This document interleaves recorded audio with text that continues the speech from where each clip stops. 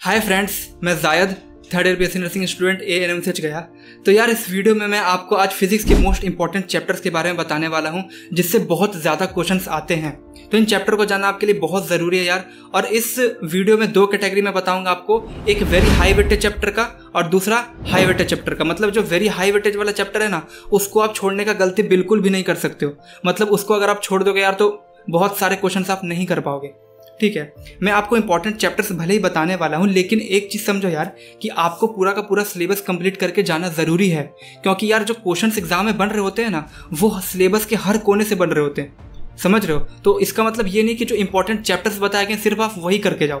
जो important chapters का concept होता है ना, ये सिर्फ इमरजेंसी सिचुएशन के लिए होता है।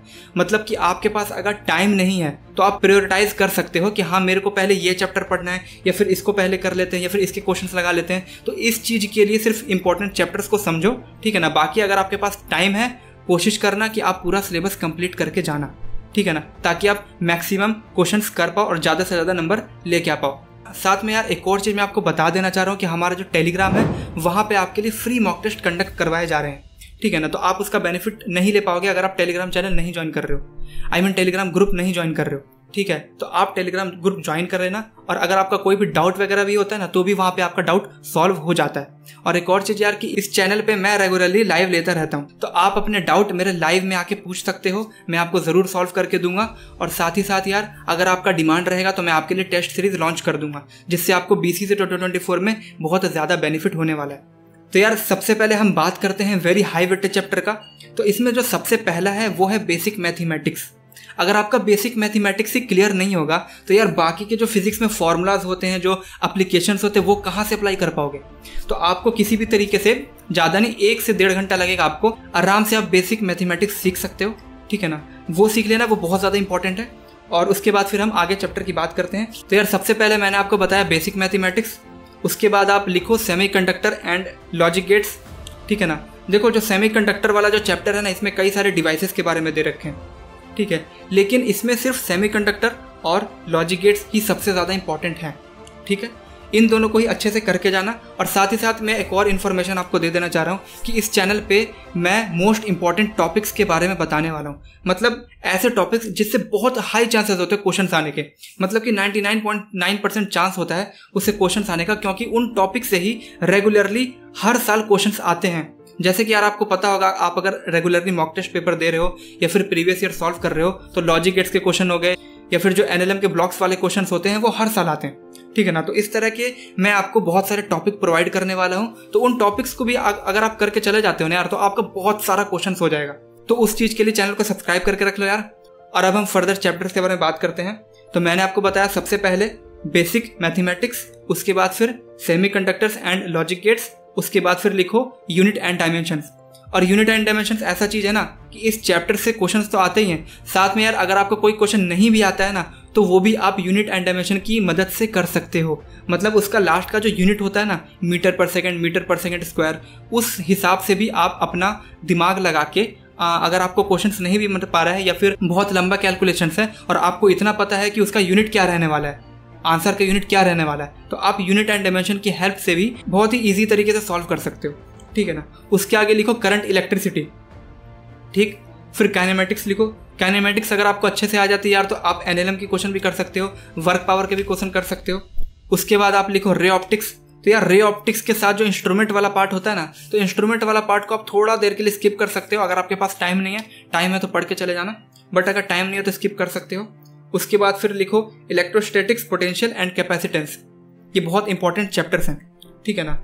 तो जो इलेक्ट्रोस्टैटिक्स जो चैप्टर है वो, और जो ग्रेविटेशन चैप्टर है, ये दोनों चैप्टर बहुत ही ज़्यादा सिमिलर होते हैं। अगर आप एक चैप्टर भी पढ़ के चले जाते हो ना ग्रेविटेशन या फिर इलेक्ट्रोस्टैटिक्स में से, तो आप यार एक चैप्टर का एप्लीकेशन दूसरे चैप्टर में अप्लाई कर सकते हो, समझ रहे हो। बस आपको दोनों चैप्टर्स के फॉर्मूला अच्छे से आने चाहिए, समझ रहे हो। तो हमने बात कर लिया वेरी हाई वेटेज चैप्टर के बारे में। कौन कौन से थे? Basic mathematics, semiconductor and logic gates, unit and dimension, current electricity, kinematics, ray optics, electrostatic potential and capacitance. अब हम बात करने वाले हाई वेटेज चैप्टर के बारे में। हाई वेटेज चैप्टर का मतलब ये नहीं यार कि ये ऐसी लुल्लू चैप्टर है, ठीक है ना। ये भी बहुत इंपॉर्टेंट चैप्टर्स होते हैं, ठीक है ना। तो इनको भी आपको बहुत अच्छे से करके जाने। तो हाई वेटेज चैप्टर का लिखो, ठीक है ना। कॉपी पेन पे लिखते रहना यार, वरना छूट जाएगा तुम लोग से। तो सबसे पहले लिखो NLM, ठीक है, न्यूटन्स लॉ ऑफ मोशन, और दूसरा लिखो ग्रेविटेशन, ठीक है ना, और तीसरा लिखो इलेक्ट्रिक चार्जेस एंड फील्ड, और चौथा लिखो moving charges and magnetism, and पांचवा एटम्स, और इसके साथ एक और चैप्टर लिख लो न्यूक्लियाई। दोनों अलग अलग चैप्टर है लेकिन बहुत छोटे छोटे हैं, तो आराम से तुरंत हो जाएंगे। उसके बाद लिखो डुअल नेचर, उसके बाद फिर रोटेशनल मोशन, ठीक है ना। अब एक और इंपॉर्टेंट चीज आपको बता दे रहा हूँ यार कि सारे चैप्टर्स का नाम आपने लिख लिया होगा, ठीक है। आपको समझ में आ गया कि किसको पहले पढ़ना है और किसको बाद में पढ़ना है। मतलब जो भी मैंने चैप्टर्स आपको बताए इसको सबसे पहले पढ़ो, ठीक है ना। और अगर टाइम बचता है तो दूसरे चैप्टर्स को देख सकते हो, नहीं तो स्किप भी करके जा सकते हो। अगर टाइम नहीं हो तो नया चैप्टर मत छेड़ना, ठीक है ना। एक इंपॉर्टेंट चीज आपको बता देता हूँ कि ये जो चैप्टर्स हैं, ठीक है, ये बहुत ज्यादा बड़े भी नहीं है, मीडियम लेवल के हैं, और इसमें से कुछ कुछ चैप्टर्स तो बहुत छोटे हैं, ठीक है। लाइक फ्लूइड एंड मैकेनिक्स जो होता है वो एक चैप्टर है जो कि बहुत बड़ा है, ठीक है, बट उससे क्वेश्चंस बहुत कम आते हैं। जो भी मैंने आपको चैप्टर बताया यार, इसमें तो कम टाइम लगने वाला है, लेकिन आपके इससे नंबर्स बहुत ज्यादा आने वाले हैं, ठीक है, ये चीज समझ रहे हो। और एक और चीज बता दे रहा हूँ कि 2016 के बाद के जितने भी नीट में क्वेश्चंस आए हैं, ठीक है, फिजिक्स के, उन सभी क्वेश्चंस के जो फॉर्मूलाज हैं वो बहुत इंपॉर्टेंट है।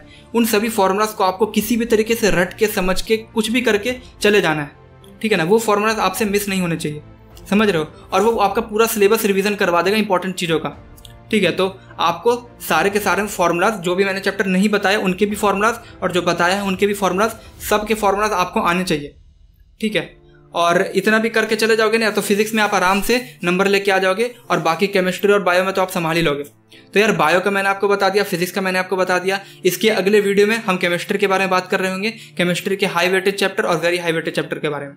और यार अगर आपको टेस्ट सीरीज चाहिए तो टेस्ट सीरीज डिमांड करके लिख दो कमेंट में, ताकि मुझे पता चले कि आप लोग को एक्चुअल में टेस्ट सीरीज की जरूरत है। मैं आपके लिए लाने की कोशिश करूंगा। और यार अगर किसी तरह का डाउट रह गया हो तो आप मुझे कमेंट में पूछो, या फिर टेलीग्राम ग्रुप ज्वाइन कर लेना, वहां पे भी आप जाके पूछ सकते हो। अगर मैं नहीं रिप्लाई करता हूँ ना तो वहां पे बहुत सारे आपके जैसे बच्चे हैं जो कि आपका डाउट सॉल्व कर देते हैं, ठीक है ना। तो टेलीग्राम ग्रुप भी आप ज्वाइन कर सकते हो। और यार ये वीडियो जरूर देखना, क्योंकि इस पे मैंने बताया है कि मेरी किस तरह से जर्नी रही थी, मेरी लाइफ स्टोरी क्या रही थी, मैंने किस तरीके से बीसीसी क्रैक किया था, मैंने कहाँ से पढ़ाई किया था, क्या क्या स्ट्रेटेजी फॉलो किया था, कितने कम टाइम में कितनी ज़्यादा चीज़ें किस तरीके से फॉलो की थी।